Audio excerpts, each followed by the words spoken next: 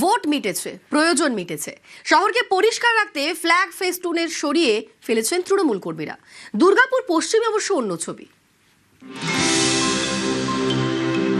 ভাবি আমার মুখ দেখাবো, মুখ ঢেকে যায় বিজ্ঞাপনে।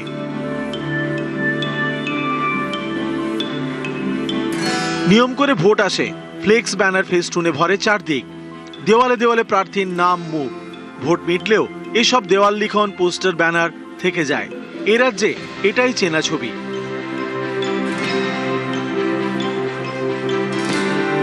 দুর্গাপুরে কিন্তু এবার অন্য ছবি।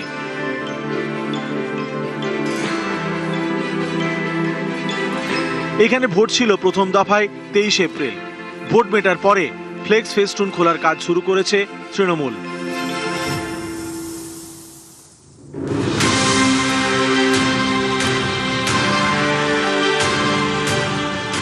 মোছা হচ্ছে দেওয়াল লিখনো।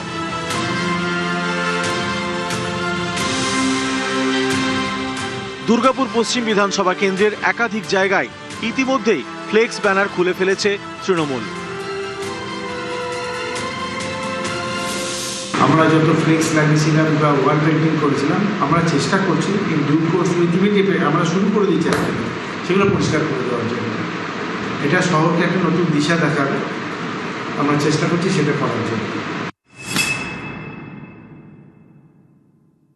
না, নির্বাচনের পূর্বে আমাদের দলের পক্ষ থেকে এবং দলীয় প্রার্থীকে আমাদের নির্দেশ দেওয়া হয়েছিল নির্বাচন পেরিয়ে যাওয়ার 48 ঘন্টার মধ্যেই যেভাবে ফ্ল্যাগ আরে চারিদিকে বাঁধা হয়েছে, দেওয়াল লেখন করা হয়েছে, সেগুলিকে 48 ঘন্টার মধ্যে ক্লিন করার আমাদেরকে নির্দেশ দিয়েছিল। সেই নির্দেশ মতো ঝড় জলের সময়, সেই ঝড় জলের সময়ে ফ্ল্যাগগুলো উড়ে গিয়ে ড্রেনে পড়ে যাতে রাস্তাঘাট, ড্রেন দূষণ না হয়, রাস্তা ড্রেনের নিকাশি ব্যবস্থার যাতে কোনো ক্ষতি না হয়, তাই আমরা দলীয় প্রার্থীর নির্দেশকে মাথায় রেখে আমরা আজ ক্লিন করতে নেমেছি। যেহেতু ভোট পর্ব আমাদের 23 তারিখ শেষ হয়ে গেছে, সেই কারণে আমরা দুর্গাপুরকে পরিষ্কার রাখতে চাই।